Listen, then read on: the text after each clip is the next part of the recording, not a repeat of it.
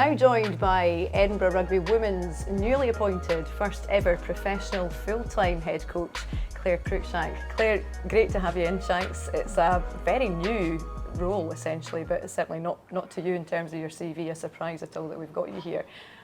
In many ways though, you'll be looking to continue the success of the Celtic Challenge and how things kicked off and finished last season. Yeah, definitely. I think we probably surprised ourselves. We didn't really know what we were going into as a squad, and putting some great performances out there. The girls worked really hard, so we were really pleased with how we finished last year, and it's now trying to build on that for this year. Different group of players, but that's also exciting to see what they can do at this kind of next level and who can push for those international honours going forward. It's a huge statement from Scottish Rugby and from Edinburgh Rugby that we are making this a full-time appointment too, and have you had a chance to reflect on that side of things? Yeah, a little bit.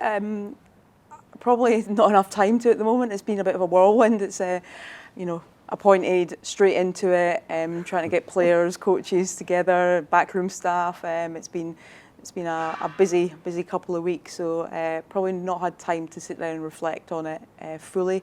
I'm actually only properly just in the door myself as well, full time. So yeah, it's been a busy few weeks. You won't need a huge amount of time to know the players. You've worked them for a long time in different guises.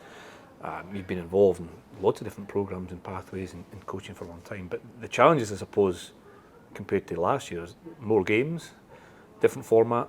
You play everybody home and away. Yep. You've got a squad of 30, so there'll be a lot of familiarity, but there's a lot of change and development from last year as well. Yeah, definitely. Like that home and away thing, I think is a great development in the league and the competition. We never travelled to Ireland last year. All our away games were in Wales, so we played the Welsh teams down there twice, and then that playoff game against the Clovers was actually down in Wales as well. So yeah, I think it's always good to travel away different places. It prepares the players as well. Like, you know yourself, like how you have to prepare for an away game is completely different for a home game.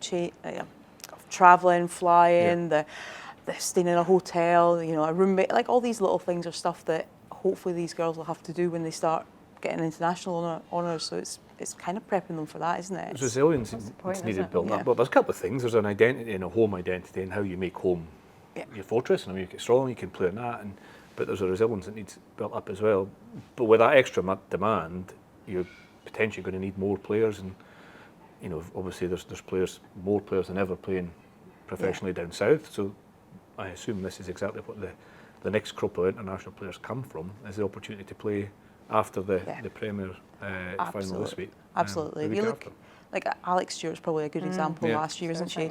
Alex came into the Celtic Challenge relatively unknown, had a brilliant competition, then started for Scotland a few weeks later. So and starred. And wasn't just a matter on an international stage. And that's the aim of this programme, is to try and find the next generation of internationals. How can we develop these players so that we're not just looking at the current pool? We've got these young players coming through, and who's the next one? And there's definitely some exciting young talents. The squad's young, but that's also an exciting thing for me, I think. Have you seen many of the you would have seen all of the Premiership games, and you've already almost finalised your squad, so you'll have watched a bit of rugby over the last few weeks. Yeah, definitely, and I'm excited to go and watch the Prem final on Saturday. That Cougars against Stirling. I think it'll be a great game, and there's players from Edinburgh and Glasgow involved in that, so it'll be exciting to see how they get on against each other. But yeah, I've watched a fair few games recently. It's a hugely important time, you've alluded to it already, in terms of the pathway and the connection to Team Scotland at the higher level, I suppose, at the top level for the domestic game. With this in mind, does it feel like, as a coach with your level of experience, you've coached at international level with Sweden, for example, and you've got a huge CV, does this feel like the right fit for you in terms of progressing the game in Scotland? Yeah, definitely.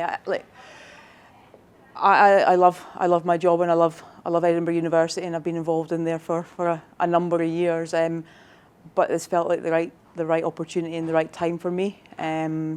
Maybe a couple of years ago it might not have been the right time, but I think it is the right time in my coaching career to to take a step outside of kind of the unknown and go into a different environment and help develop those young players or the international players of the future or current international players. And I think I'm super excited about going and doing that. And it's a great link, isn't it, to do it that way? You've said that you've obviously had those established.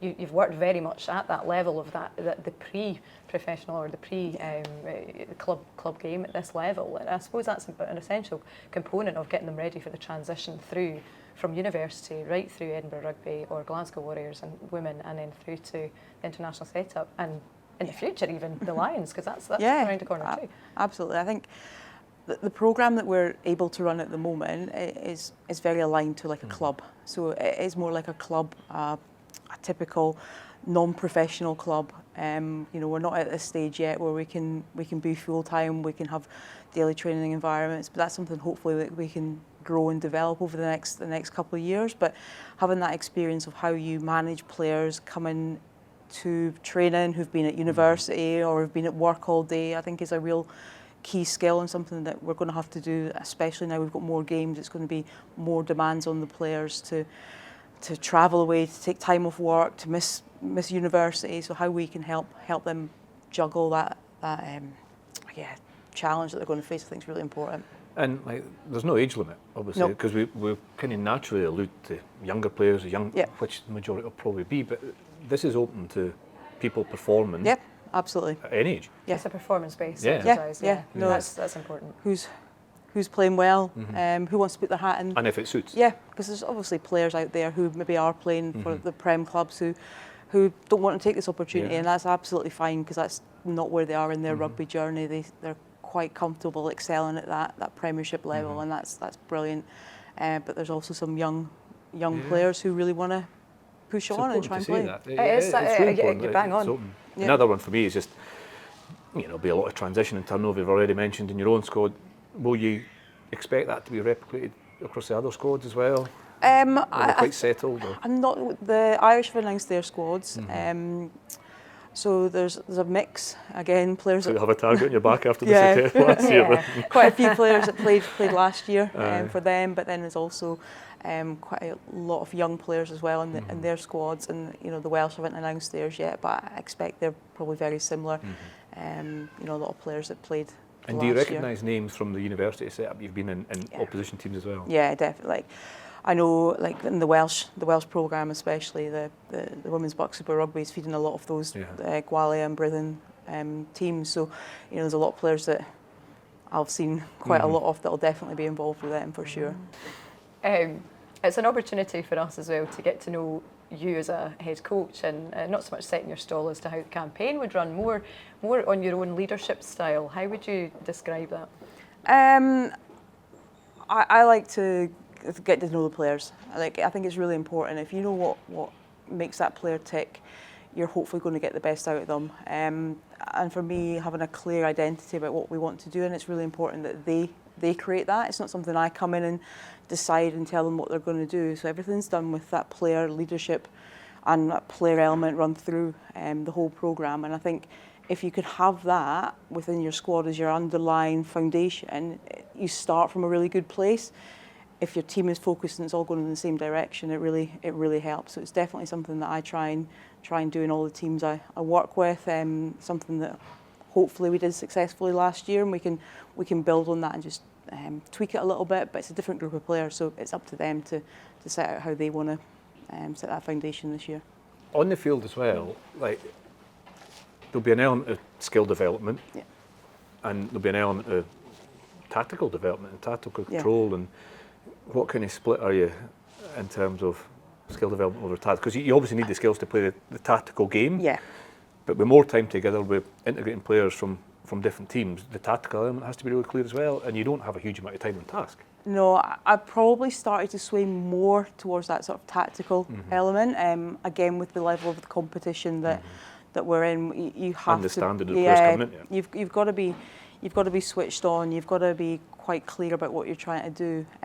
I would still say as a coach, I'm probably way more on the sort of games-based decision making, allowing them the freedom in training to learn, because we could give them, or the coaches could give them, a playbook, but if they don't understand why they're doing it, for me, it'll never be successful. So if we can create an environment in training where they're actually challenged to try things, we play with the game, we do things, you know, that we all know how to do, I think it makes them better rugby players.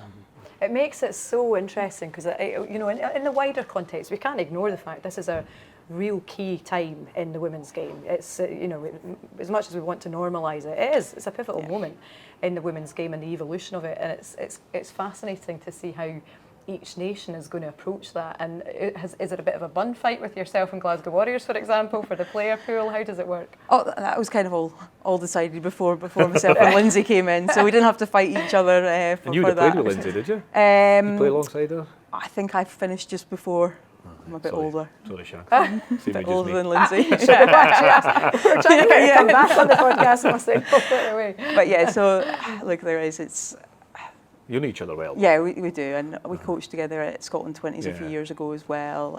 Obviously, she was involved with Glasgow Warriors last year, so yeah, Lindsay and I, paths have definitely crossed a fair few times. Well, here's to a really exciting campaign ahead, and it's a hugely, as we say, a hugely important time in the women's game, but again into that progression for the national team too. So it's great to see this pathway taking place, and we wish you all the very, very best. Thank you.